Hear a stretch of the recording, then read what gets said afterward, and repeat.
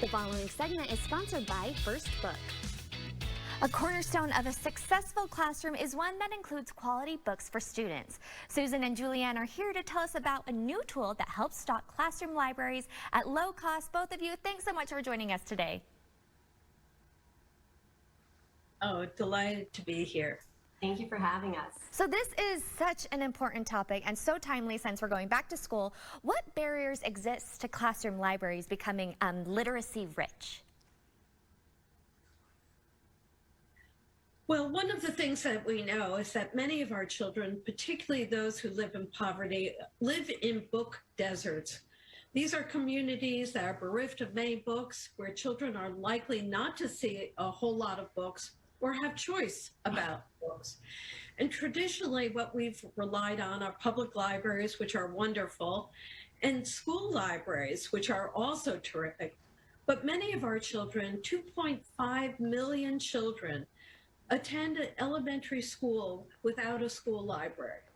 And so therefore, the classroom library has taken on a prominent role, because this is where children can see books in close proximity, can touch them, can engage in them regularly. And this is a cornerstone of what will happen, what will enable children to become a reader. So let's talk about the literacy rich idea. What is the literacy rich checklist and how did initial users respond to it?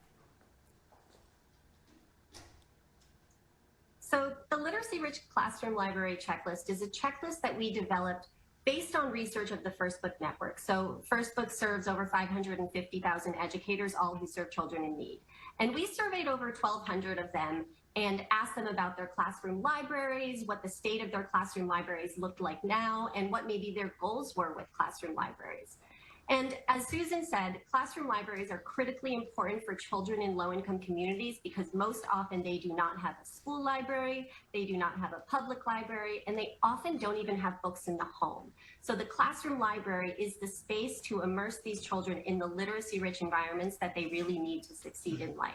And so we developed this checklist, the Literacy Rich Classroom Library Checklist, as an easy way for educators to build their own classroom libraries and have guidelines to build an effective classroom library. And we were talking earlier about actually having physical books, being able to hold them, being able to touch them. Why is it so important to have physical books available for students in classrooms?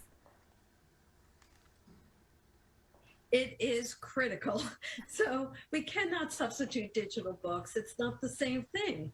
So children need literacy learning early on in life is very social. Children learn about literacy very often when the parent reads to their child. They learn about literacy through engaging with teachers, but they also learn by hanging out with their peers and enjoying a good book together.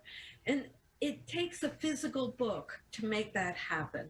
Children learn to turn the pages. This is not intuitive early on for young children. They need to feel it and smell it because it's very important to get a sense of a new book. There's something joyful about it. And that beginning effort, that initial interaction with books will likely carry on for the rest of their lives. So I imagine you're a book reader. I know I am. And I can tell you that those early experiences really made a difference. There you go. All right, we are out of time. So really fast, where can we go to find the checklist and look at additional resources?